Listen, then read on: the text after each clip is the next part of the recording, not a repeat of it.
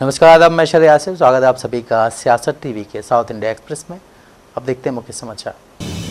चुनाव आयोग ने आज घोषणा की कि 30 मई से शुरू होगा तेलंगाना सहित 16 राज्यों और 3 केंद्र शासित प्रदेशों में वोटर लिस्ट के SIR को चरणबद्ध तरीके से लागू किया जाएगा। जिन राज्यों और केंद्र शासित प्रदेशों में SIR का काम किया जाएगा वो हैं दिल्ली, ओडिशा, मिजोरम, सिक्किम, मणिपुर, उत्तराखंड, आंध्र प्रदेश, अरुणाचल प्रदेश, हरियाणा, चंडीगढ़, तेलंगाना, पंजाब, कर्नाटक, मेघालय, महाराष्ट्र, झारखंड, नागालैंड, त्रिपुरा, दादर और नागर हवेली तथा दमन और दीव। वहीं इसी ने एक बयान में कहा है कि हिमाचल प्रदेश, जम्मू कश्मीर और लद्दाख में SIR का शेड्यूल बाद में घोषित किया जाएगा। इसमें बर्फबारी वाले इलाकों के मौसम के हालात को ध्यान में रखा जाएगा। SIR के तीसरे चरण के दौरान 3.94 लाख से ज्यादा बूथ लेवल अधिकारी 36.73 करोड़ मतदाताओं के घर घर जाकर उनसे मिलेंगे। SIR पहले बिहार, पश्चिम बंगाल, तमिलनाडु, केरल, पुडुचेरी, उत्तर प्रदेश, राजस्थान, मध्य प्रदेश, गुजरात, छत्तीसगढ़, गोवा, अंडमान और निकोबार द्वीप समूह और लक्षद्वीप में किया जा चुका है। असम में एक विशेष संशोधन किया गया था।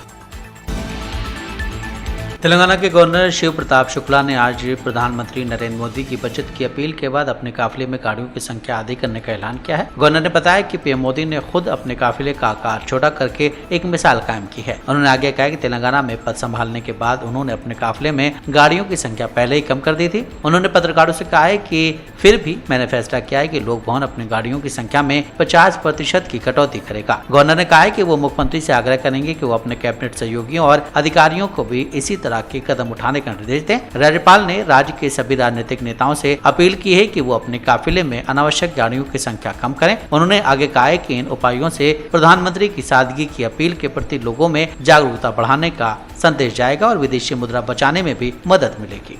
इसके यशस्वी प्रधानमंत्री श्री नरेंद्र मोदी जी ने राष्ट्र हित के लिए कुछ आह्वान जनता से किया है। उन्होंने इस आह्वान को जो जनता से किया है, शुरुआत अपने से किया है। सारी सुरक्षा के बावजूद उन्होंने अपने ऊर्जा के कटौती के दृष्टि से अपने गाड़ियों में कटौती किया। इस समय जो अमेरिका और ईरान का युद्ध हो रहा है, उस दृष्टि से सभी लोगों को मालूम है कि हमारे ही नहीं बल्कि पूरे विश्व में ऊर्जा का संकट है। और इसी को देखते हुए आदरणीय प्रधानमंत्री जी ने देशवासियों से अपील किया कि हमको हर स्थिति में डॉलर और पेट्रो डॉलर को बचाना चाहिए, ताकि हमारी अपनी जो मुद्रा है उसकी अहमियत पूरे विश्व में बनी रहे। लोक भवन में जब से मैं आया वैसे भी अपने गाड़ियों में कटौती करके ही चला, लेकिन फिर भी अब मैंने इस बात को तय किया है कि जो भी अनुमन्य गाड़ियां हैं उससे आधी गाड़ी मतलब 50% की कटौती लोक भवन अपने।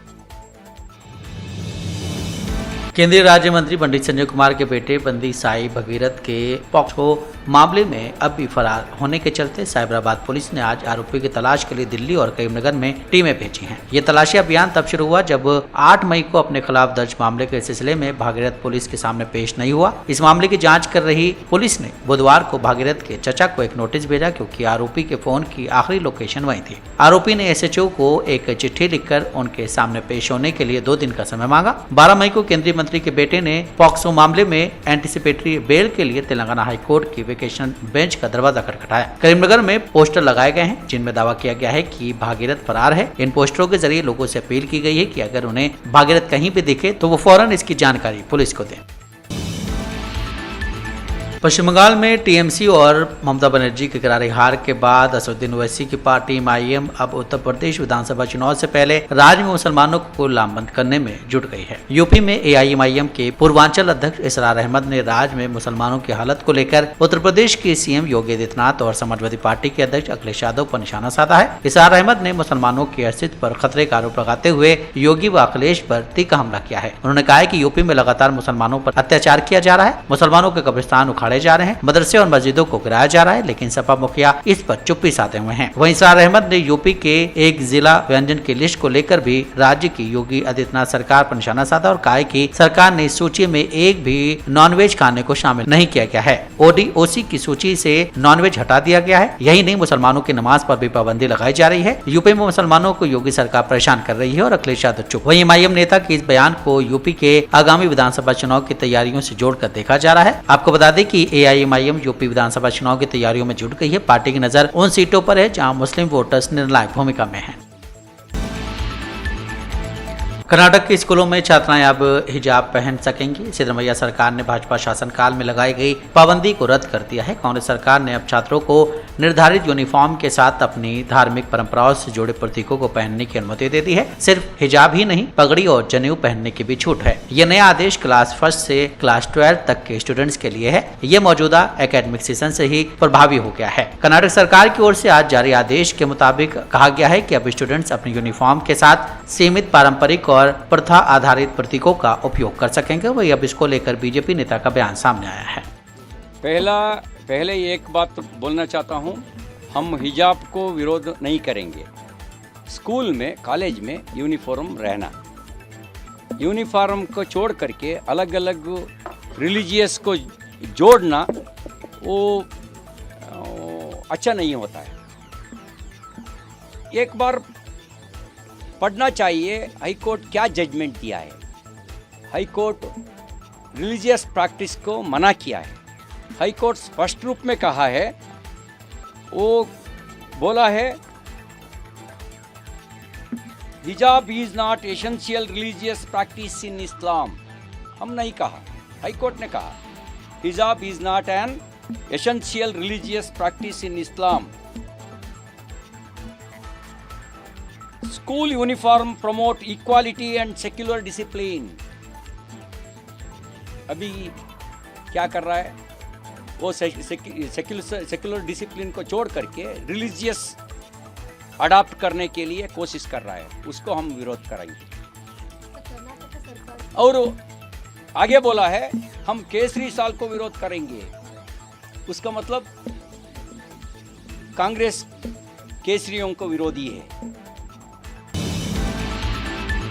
केरल विधानसभा चुनाव के नतीजे आने के 10 दिन बाद आज आखिरकार कांग्रेस ने केरल सीएम के नाम का ऐलान कर दिया है। वीडी सतीशन केरल के नए मुख्यमंत्री होंगे। कांग्रेस से पर्यवेक्षक मुकुल वासनिक, पर्यवेक्षक अजय माकन और केरल की प्रभारी महासचिव दीपा दास मुंशी ने प्रेस कॉन्फ्रेंस में उनके नाम की घोषणा की। इससे पहले केरल के मुख्यमंत्री के नाम पर मंथन को लेकर दिल्ली में कांग्रेस के शीर्ष नेताओं की एक हाई लेवल बैठक बुलाई, जिसमें कांग्रेस अध्यक्ष मल्लिकार्जुन खड़गे, राहुल गांधी समेत पार्टी के तमाम वरिष्ठ नेता शामिल हुए। इस बैठक के बाद कांग्रेस ने मीडिया से बातचीत करते हुए वीडी सतीशन के नाम का ऐलान किया है। 140 संसदीय केरल विधानसभा में कांग्रेस नेतृत्व वाले यूडीएफ ने 102 सीटें जीतकर बहुमत हासिल की है। केरल के मुख्यमंत्री पद की रेस में वीडी सतीशन के अलावा रमेश चेन्निथला और केसी वेणुगोपाल का नाम भी रेस में शामिल था। हालांकि अंतिम दौर की बातचीत के बाद वीडी सतीशन के नाम पर मोहर लगी। इससे पहले मुख्यमंत्री के नाम की घोषणा में देरी पर विरोधियों ने कांग्रेस पर तंज कसा। वहीं पार्टी में भी नाराजगी देखने को मिली। वायनाड में जिला कांग्रेस कार्यालय के बाहर राहुल गांधी और प्रियंका गांधी के खिलाफ पोस्टर लगाए गए। इन पोस्टरों में आरोप लगाया गया कि दोनों नेता केसी वेणुगोपाल को केरल का मुख्यमंत्री बनाने की कोशिश कर रहे हैं, जबकि राज्य में उनके खिलाफ माहौल है।